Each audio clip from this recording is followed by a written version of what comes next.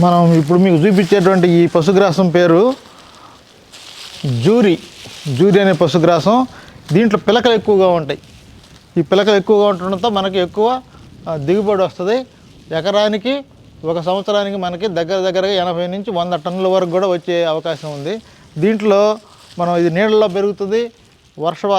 నీటి డిమాండ్ కూడా తక్కువ నీటితోనే మనం దీన్ని పెంచుకోవచ్చు.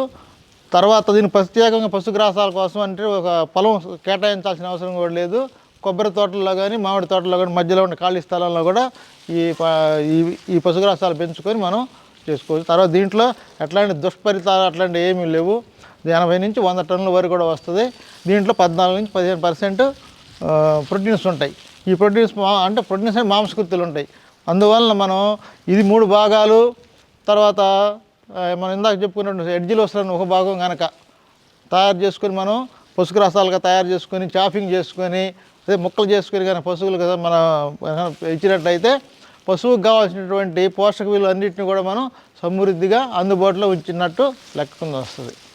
ఇందాక మనం అనుకున్నట్టు ఇది జూరీ పశుగ్రాసం. ఇది కేవలం ఆకు జాతి అంటే గ్రాసమే ఉంటుంది. దీంట్లో మిగతా అంటే ఇత్తనాలు కానీ దాంట్లో మనం ఏం ఉపయోగించుకోను.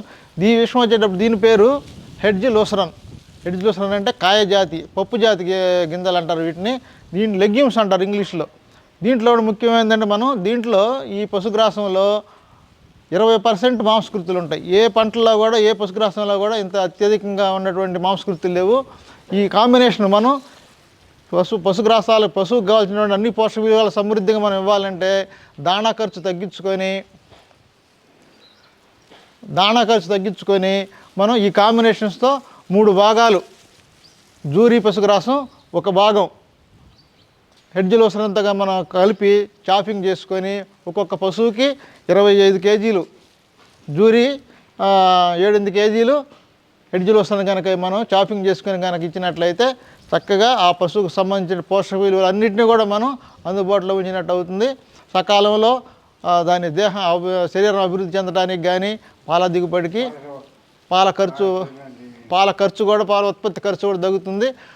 పాడి పరిశ్రమ లాభదాయకంగా ఉండడానికి మనం ఈ కాంబినేషన్ మీద ఉపయోగించుకుందాం.